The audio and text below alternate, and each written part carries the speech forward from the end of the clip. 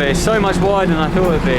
Huge. You know, there was other markets that were built along railways, but they no longer exist. Every morning, this is on 7 days a week, these people are out here grinding, looking to make their buck and their position in the world.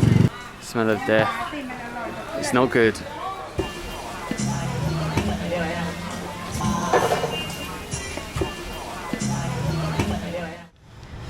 Right, good morning from a very squinty-eyed couple. We are in Maeklong, which is technically the world's most dangerous market. We're along the Maeklong railway right now. Apparently there's a train that runs around 8 times a day through here.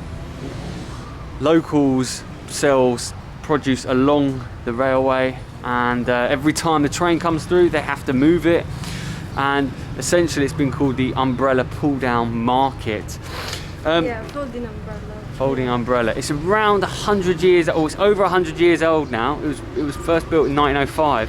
So the market and the railway have kind of coexisted for, you know, over 100 years.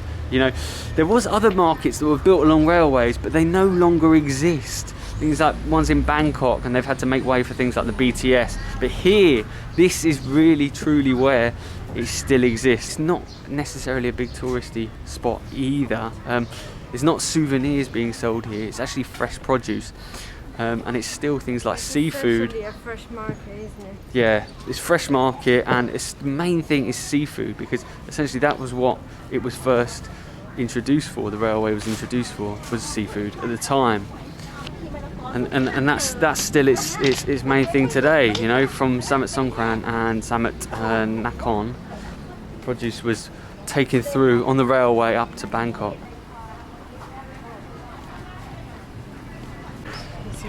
Alright, so Julia's just come out with the interesting fact. Apparently they're 100 meters long. Yeah, but also in Thai people calling Siang Thai, I think, which means like frisking market. Ah. Should we go in? Yeah, let's go in. Go into the shelter. So it's about 8 in the morning here. It's quite busy. There's a lot of locals and people getting their local fresh goods for the day. It's very interesting to see. Lots and lots of bits being sold. Lots of fruit, lots of veg, lots of good smells. Not so much seafood along here, which is always good.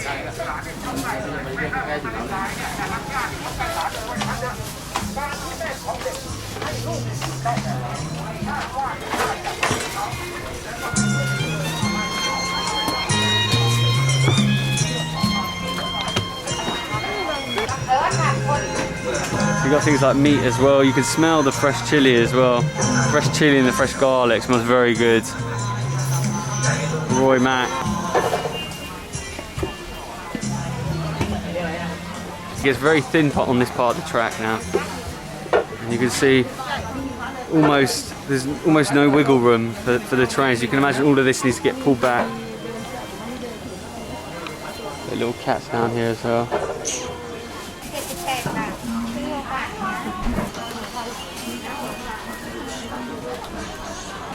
So we're entering the seafood section now. This is what the market is technically famous for, is the seafood, a wide range of seafood.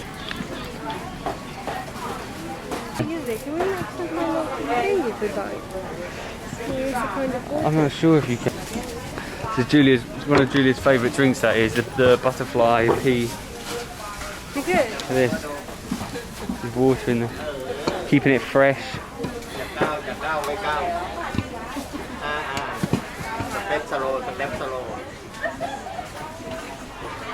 All this fish.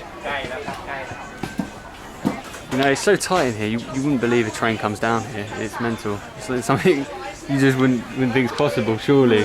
You know, come look at some of these umbrellas, you know, they completely hang over the track. Oh, look at these. What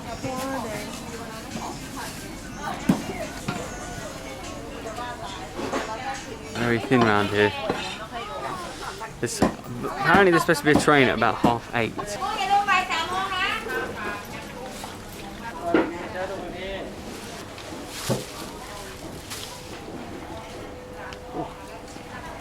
smelly, these two. Looks like fish guts or something. Oh, the reason the smell is so strong is because it's the dried fish. This stuff is always the most stinky, I find. Fruit and veg doesn't smell like that, you know? Fruit and veg is, it never smells bad in the heat. But meat and fish, yeah, it goes bad in the heat. Smell of death. It's not good. Me and Julia are both squinty-eyed this morning. We had to be up at 6:30 or 6 o'clock this morning. It was an early start, and it's about 8:30 in the morning here now. And you can see everyone is in full force. It's almost like it's the middle of the day. Like in the Western world, it would be completely. This would be about 2 o'clock in the afternoon in comparison. This is my cobra.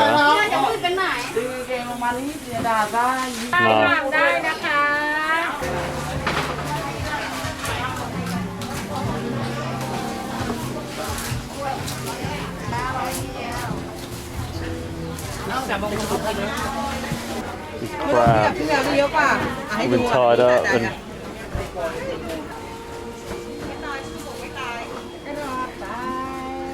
is that bamboo shoots? That's bamboo, that is. Yeah. The amount of flies I've seen on food in Asia is mental. It's something us Westerners aren't used to. I mean, I imagine you cook the food, so you know it's different. But you know, seeing all these flies on things is quite unsightly. Seeing lots of flies on food. Yeah. On meat. Definitely. It's always a bit of a culture shock, I think, huh? It's because we have all of our fresh markets are indoor, Yeah. so you don't really get flies on there. That's the major thing about Asia for Westerners is there's always a massive culture shock when you see the amount of flies on food, especially the meat, and it's always surprising. But the thing is, the healthy thing is you got to understand is they cook the food, so it's not like you're going to be, you know, eating things flies have been sitting on. But the problem is sometimes the meat sits there all day and the fish sits there all day, so you want to really be eating the fruit and the veg. And I tell you what, if you eat the fruit and the veg, you'll never have a problem with Asia. You know, except maybe in Julia's case, who's had a couple of problems. But generally, eat fruit and veg. You stick to that. Stick to vegetarian food, and you will never have a problem here.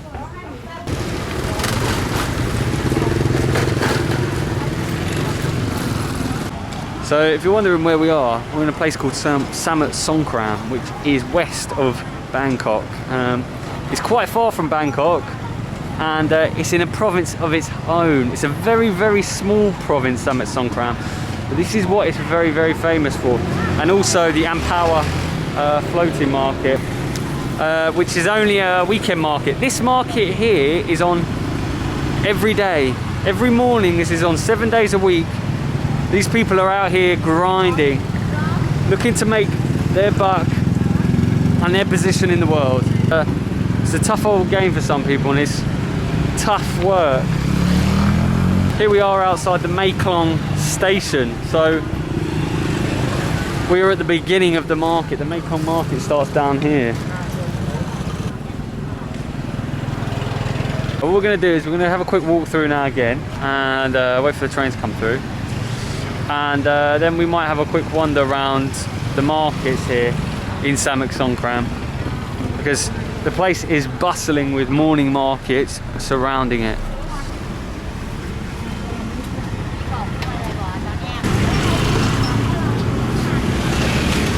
We're almost dying in and out of traffic here. you live fast here, I swear. Yeah. You can just imagine what it was like, you know, 50, 60, 70, 80, 90 years ago, 100 years ago, when the trains used to come through and people used to sell their goods, and on they went on to places like Bangkok.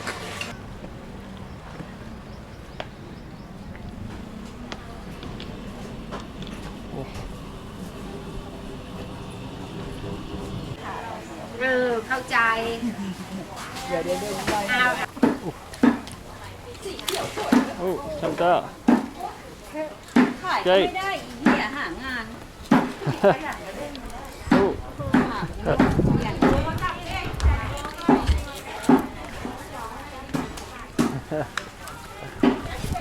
the way things are here, isn't it? Size of them.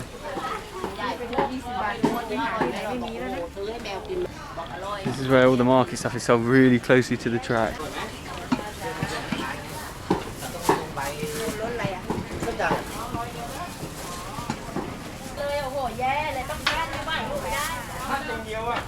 As you can see, the traders are starting to move all their wares now. I think it's almost train time.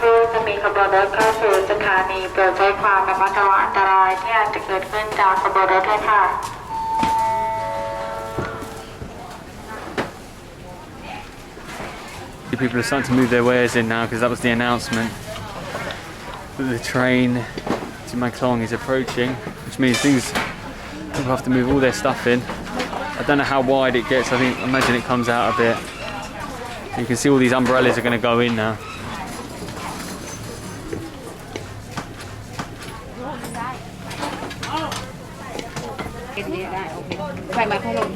Ah. Just like that. Look at the market. The market is completely transformed. What you just saw a moment ago, look at it now. Completely open. Completely different.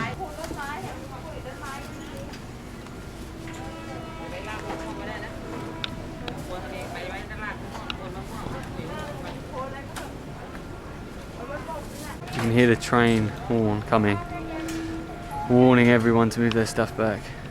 It sounds very close now. Here we go.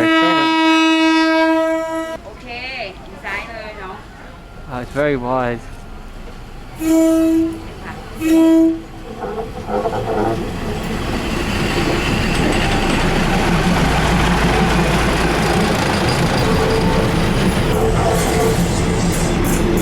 size of it is so much wider than I thought it'd be. Huge.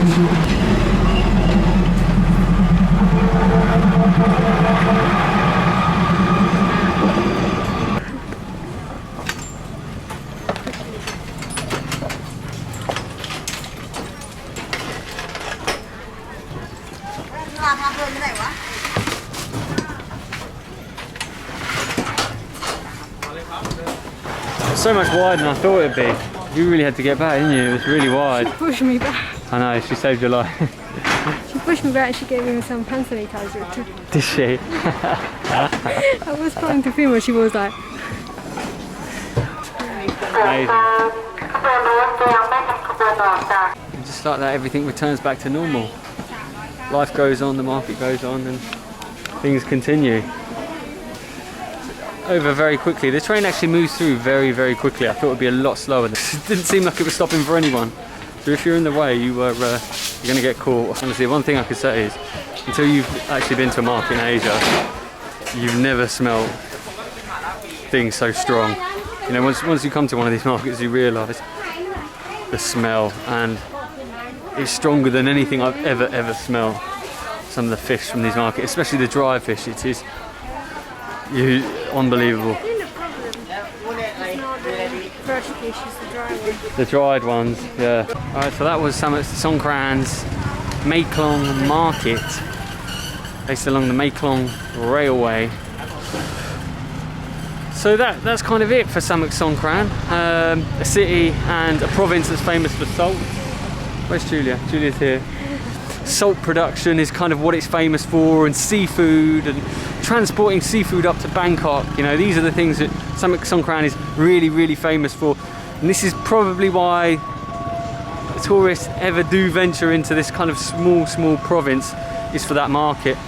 But as you could see, there was very little souvenirs and very little touristy shops. And it was a fresh market with no tourists, yeah. Says to me, says to you guys that this is where locals come to do business. It is not your kind of souvenir boat tour or, you know, railway tour that you might think it is. You know, it's packed up very quickly. You know, the train comes and it goes and it doesn't stop.